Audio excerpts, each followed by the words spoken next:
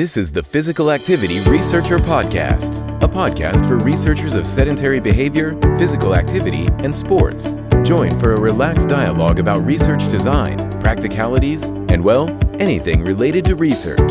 Learn from your fellow researchers useful and relevant information that does not fit into formal content and limited space of scientific publications. And here is your host, researcher and entrepreneur, Olli Tikkanen. Hello everyone. This is the second part of episode with Noora and Gareth. It is probably useful to listen to the first episode as we are building upon that. So, Gareth and Noora, what is the new approach that you are presenting in your paper for validity of qualitative research? Yeah, I think the first important thing to say is that this is actually not a new approach. Like, we have offered our interpretation, but we are absolutely building upon this research literature that has been there for several decades already. But what we find quite interesting is that it hasn't really been so much addressed or taken up in discussions when we look at the sport and exercise and physical activity context. So we wanted to bring these ideas up and then we wanted to kind of offer our interpretation of that and how we think these ideas can be valuable. So to build up on what we have discussed, so when we look at the relativist approach, we can see that there is a difficulty in terms of you have several different interpretations. How are you going to make a judgment between them? So if you have 5 different interpretations, how are you going to go about which one of these is going to feature in your research account? And so one of the scholars from the realist approach who's done a lot of work and published extensively on this is Maxwell. His paper on validity of qualitative research was published in 1992 already, I think, and it's cited extensively, not in sport and exercise and physical activity as much, but elsewhere, absolutely. So I think the main idea that comes through and what is relevant for this realist approach, or what is central to that, is that validity is not really in the procedures. So whether you have done member checking and inter-rater reliability, and whether you've done certain procedures, but it's really a question about how well your account or your explanation helps us to understand the phenomenon that we want to study. So if we put it in very simple terms, we can ask questions about what might be the possible ways that we have been wrong in our account. So, for example, have we misunderstood what our participants have told us? That was one aspect that was already discussed by Gareth. Have we forgotten about something? If we were doing an ethnographic study and we have done extensive observations, have we done our notes soon enough that maybe there was something going on and we just forgot about it? Is there some holes in our theory? Does it work as an explanation? Are there other theories that can actually help to build a more comprehensive picture of what is going on? So kind of the starting point is not that certain procedures make your account more valid. Like, certainly procedures and different things you do will help you to address validity, but it's the underlying principle is that we have to constantly think about how we might be wrong and what are the different levels in our research where we might have gone wrong. And so just to pass it on to Gareth, so we in the paper we drew on Maxwell, but then we had three other concepts that we use, which are ontological plausibility, empirical adequacy, and practical utility. So maybe, Gareth, if you want to tackle those, so I can pass it on to you. Yeah, and just to build on that, I think I think our approach is really to, again, sit in the middle in a way of the two extremes. So we talked at the start in the first part of this podcast about this scientific objective idea, correspondence theory of truth, that we can get to the truth of the matter, and our science can do that. And the other end of the spectrum being this relativist idea that there are multiple truths, we can never know, we can't differentiate between different interpretations of the truth, and we kind of sit in between. Okay, so I think the objective version of truth and thinking we have found it is a valuable goal. We retain that as being valuable, but it's too ambitious. Okay, it's too ambitious. That there's so much that we deal with in qualitative research that we're probably not going to be able to verify in a simple, straightforward way.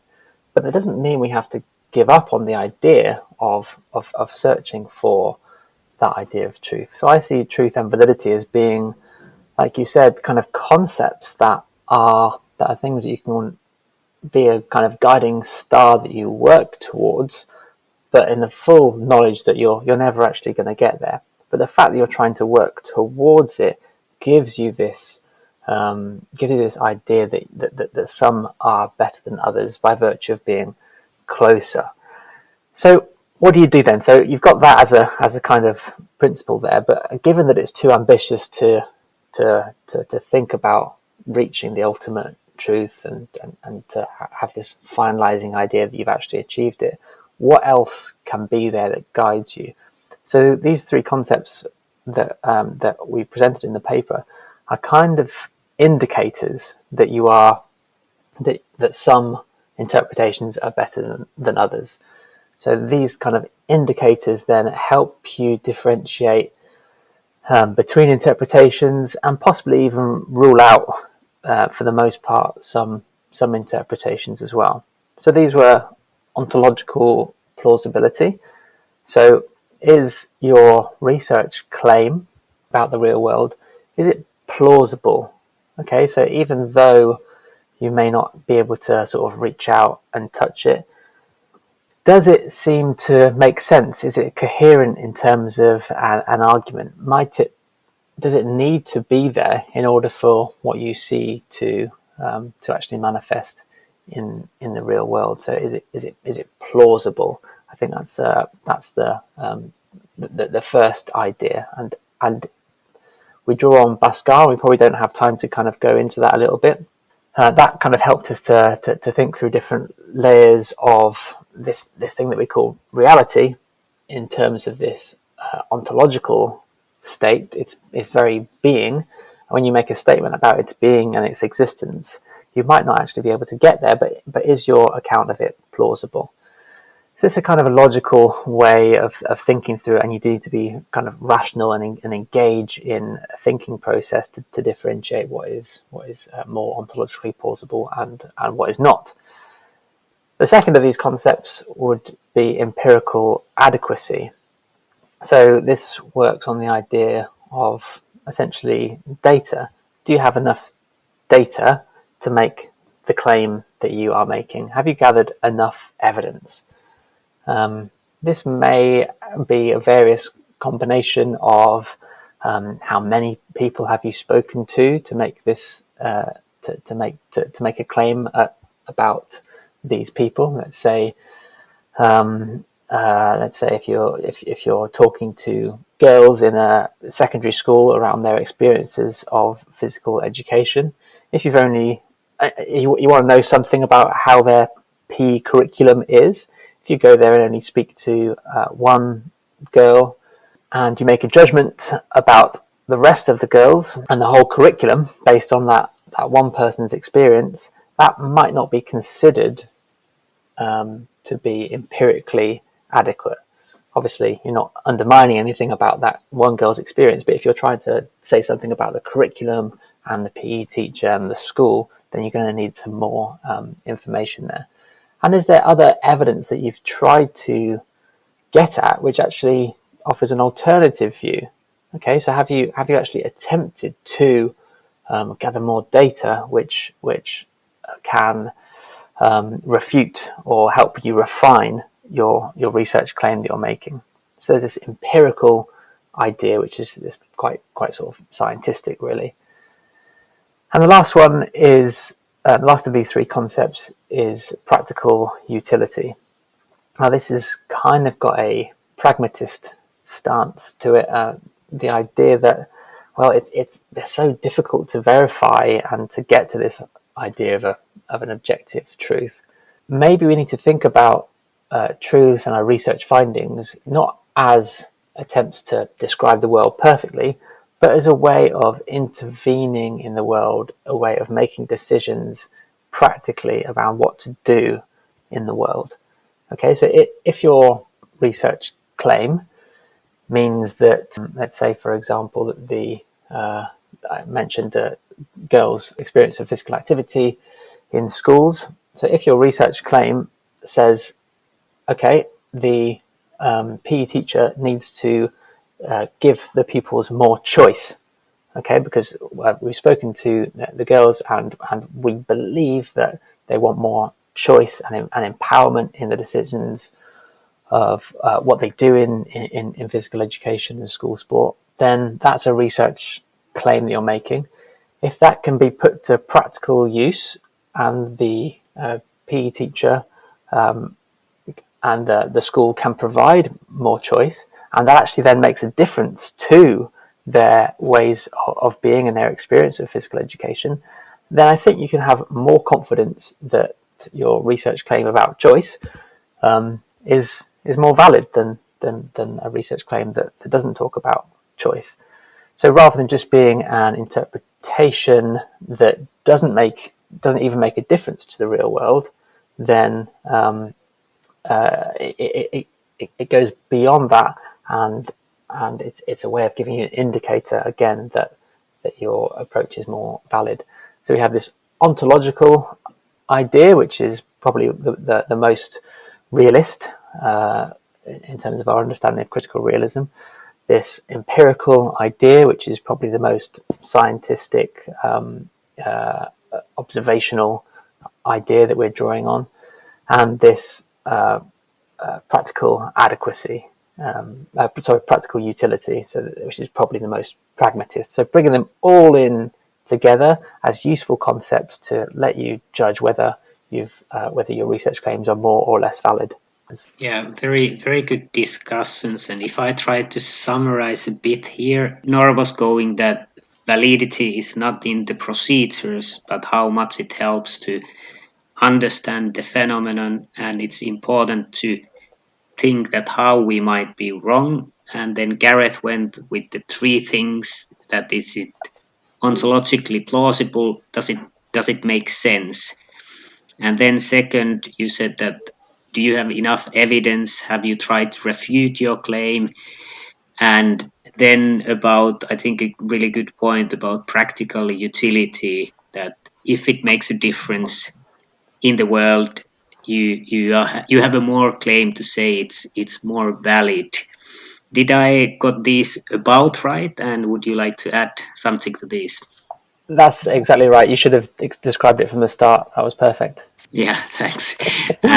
So what do you see next for this approach, and how has the paper have been received? Would you like to go first, Gareth? Yeah, so since I suppose Noora and I met at the Qualitative Research in Sport and Exercise conference in Vancouver, I don't think there's been a time where we've not been working on a paper or project together. So, for example, right now we've just had a paper published a couple of weeks ago.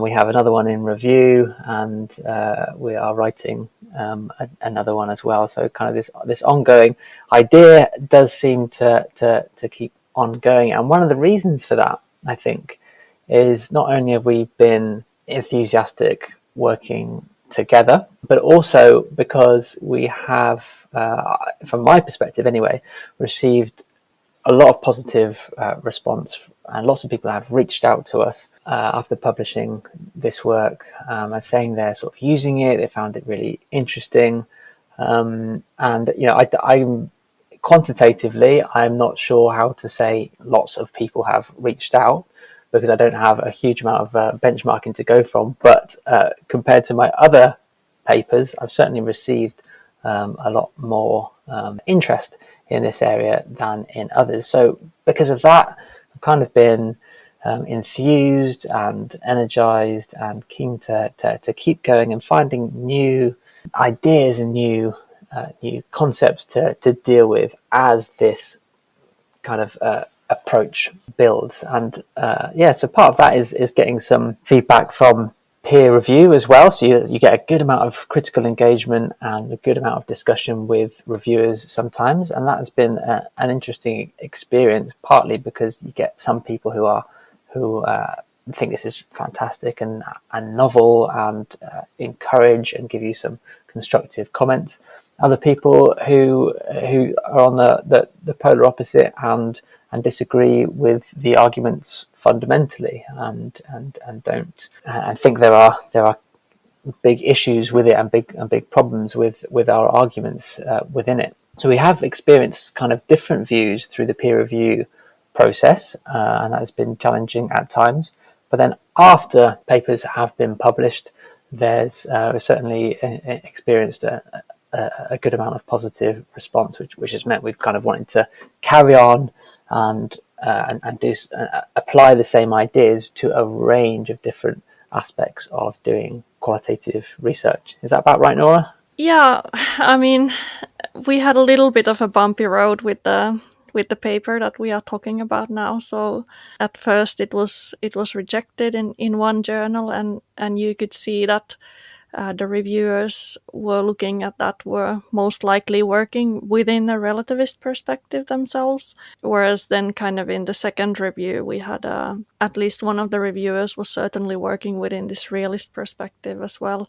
And so I think the point that is often made about the politics and how research is not just not a neutral endeavor, but it's also about people's identity as a qualitative researcher. It's about the politics of qualitative research and research more broadly in the society, and what gets funded and what is dominant and at the time. So these kind of things always also have an impact on how work is received. I guess some of the feedback that I got was that was quite brave from us to present these ideas that seem to be a little bit going against the grain. And that is the point of doing this also. Like we have already said, that we have like huge respect for the scholars whose work we are looking into and kind of looking at some of the problems of relativist approach as it comes through in these key texts in qualitative research. But so having this critical engagement is something that we hope that will help all of us develop our thinking. And I certainly don't think that we have proposed the answer and this is it. No, this is how we are thinking about this at the moment, and we need that critical feedback and to develop our thinking, and that's something that we are also doing at the moment in some of our work in progress. We are trying to look at how these ideas might be used in data analysis phase of a qualitative research project. Yeah, I would also add that it is, we've talked about the arguments, but on a personal level, I suppose it has actually been quite uncomfortable at some points to be making these arguments, because we are, embodied beings wrapped up in our own identities, and we do care what people think about us as researchers doing science. We're not just these kind of machine-like beings doing some objective work. So it has been operating in an uncomfortable space, but ultimately I think the motivations and the desire to put these arguments forward outweighed the concerns and issues that we had circulating in our minds while going through this work. So it's definitely been an interesting road, and it's certainly, I'd say, been worth it to put these ideas forward. But just to kind of come up with another idea on what you mentioned about us not thinking that this is the final and correct way of doing it, I think that's a nice way of seeing what we believe around validity. So if you were to apply these same concepts to the paper that we published, you might think, are the arguments in this paper valid or not? How valid are these arguments, or is our point of view?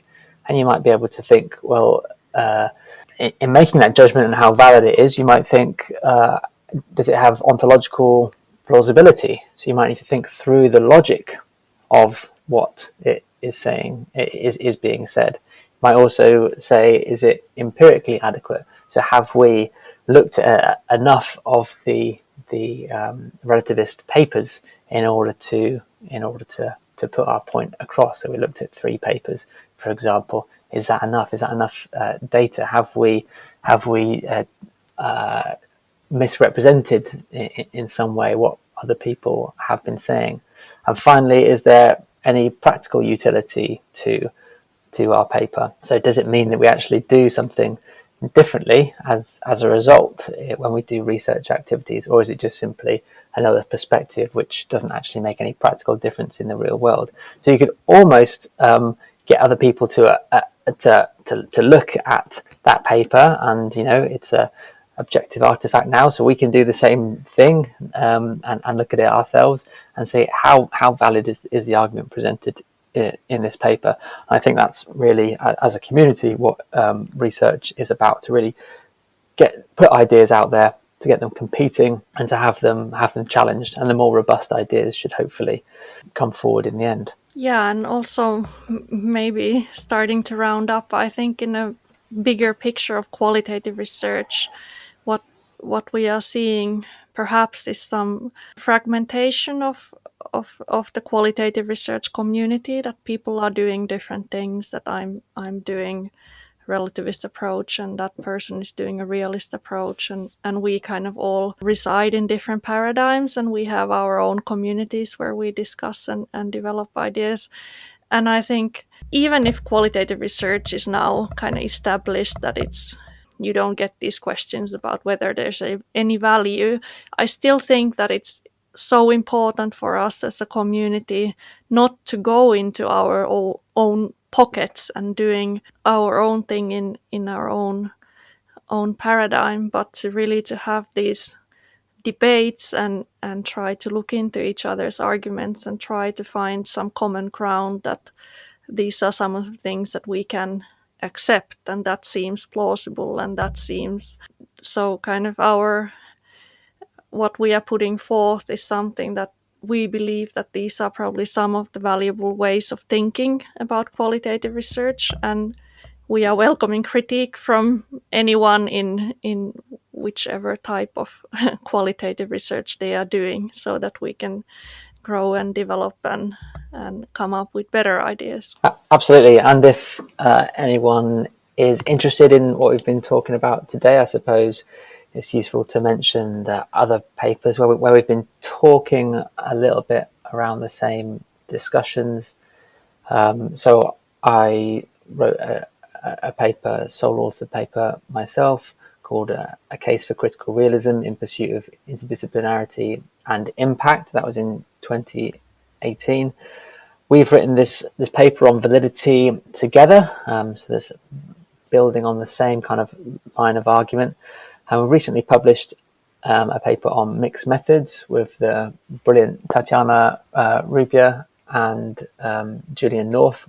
And we also have some other work in progress as well around analysis in qualitative research. So, and on top of that's just the things that we've been involved in, but obviously within those papers, I think anyone interested can look at the citations, look who we're building on, the people with much more experience and publications in this area than us. You can see the authors that we're drawing on.